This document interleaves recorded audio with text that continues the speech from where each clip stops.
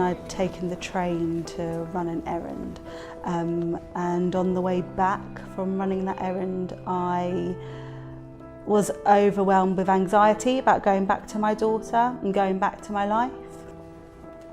I didn't ever think that I wanted to kill myself. What I wanted to do was to take that anxiety away and that pain away, and I didn't know how else to do it. I was kind of left to fend around in the dark to work out that's what I had. And then because I've never had a mental illness and probably won't have anything in the future, I didn't know where to go or what services I could access or how I could get to those services. These two women recently had postnatal depression. They're amongst thousands. Women are being turned away or simply not being offered any help. And it's not just mothers who are affected. Even today, in 2016, there's nothing on the NICE guidelines that says we need to support the fathers. They say, that we're bringing mental health to the forefront now and they're trying to do this and they're trying to do that. They're not. They're not. It's smoke and mirrors.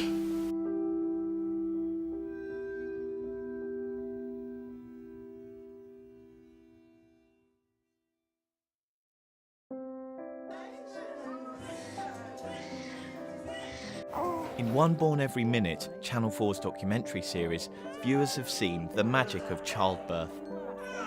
But there's another side to becoming a parent, which programmes like these hardly touch upon. And because of the stigma that exists even today, it's often hard to spot. Up to 1 in 5 women in the UK suffer from some form of perinatal mental illness, mostly depression. We're looking to find out, is enough being done by society and by government for sufferers and their families? Senior prosecutor Emma has a day off. This means lots of quality time with her 2-year-old. But not so long ago, this might have filled her with dread. Everyone kept going, oh, don't worry, it's the baby blues. It always happens to everyone. Everyone just starts crying, and don't worry, it'll go. Except with me, it never went. It just got worse and worse and worse. So she took herself to see her GP and was diagnosed with postnatal depression. But she feels more could have been done much earlier. When you go to your midwife initially, they ask you the questions, any history of mental illness, anyone in your family that suffered it? No, okay, that's the end of it. You then get no information at all on postnatal depression whatsoever, nothing. After being diagnosed, months of waiting to see a specialist followed. Despite this, she was hopeful this appointment might finally offer a solution. So I went into him and I was very tearful and I was very upset, and I was saying to him, it's all come back and I feel awful, and all the questions that, that they asked. And he simply turned around and said, yes, well, it's come back. These are the antidepressants I'm going to give you. And I was saying, but the reason for me being given the appointment here was that I didn't want to take the antidepressants, so I don't get on with them. And he was like, well, that's it, that's your option, you take the antidepressants.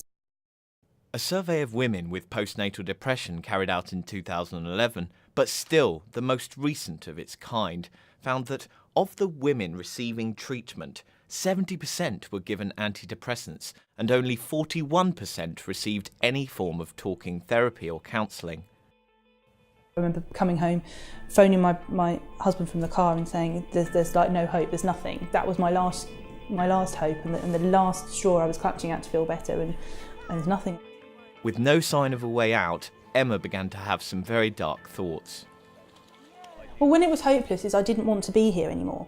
I wanted to be dead, but I couldn't do anything about it, because even though that was how I was feeling, I knew I still had to be okay for Millie.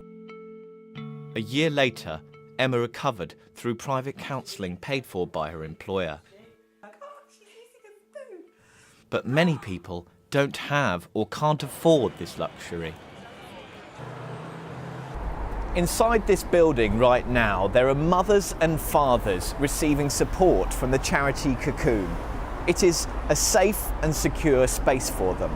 Unfortunately, because of that, we're not allowed to go inside and film.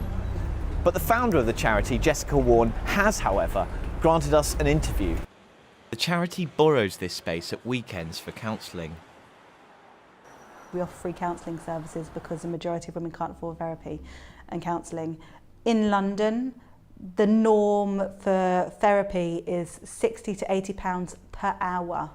Now, as a new parent, whether you have financial backing or not, that is a phenomenal amount of money.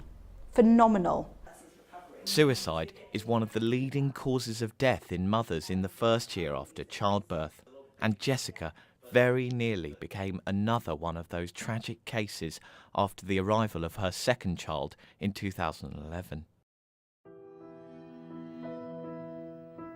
didn't ever think that I wanted to kill myself. What I wanted to do was to take that anxiety away and that pain away, and I didn't know how else to do it. I knew that I loved my family, I knew that I was their mum, but at the same time I was also overwhelmed by my family and by being a mum. And so a fog completely went over me and I started walking towards the edge of the platform when a fast train was coming. A man must have spotted me and he just kind of pulled me and asked if I was okay, and I just kind of woke up from this strange fog.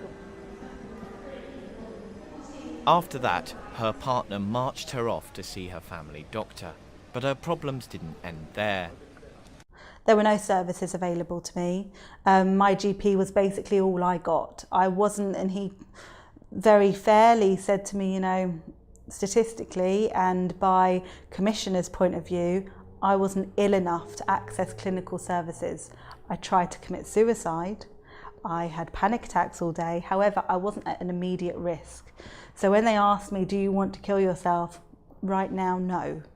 I would like to hide. I'd like to run away, but I don't necessarily want to end my life right this moment.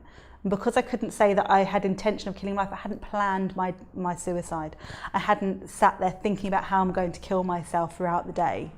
So they had no services available to me. We have a common situation with the relative lack of services for women at this time, that many women are being turned away or simply not being offered any help. And it has a knock-on effect on professionals as well, in that if you know there is no help out there, you're not going to ask the crucial questions that are going to reveal that help is needed. The majority of women that access our care have never been, at the point of access to our service, have never ever seen a health professional. And if a health professional has been there, we've had women that have health visitors come to them and they've said, you know, I'm not feeling quite right. Oh, it's fine, it's just the baby blues. They're not educated enough. And if they are educated, if they have been given education, then there's something wrong because they're missing it.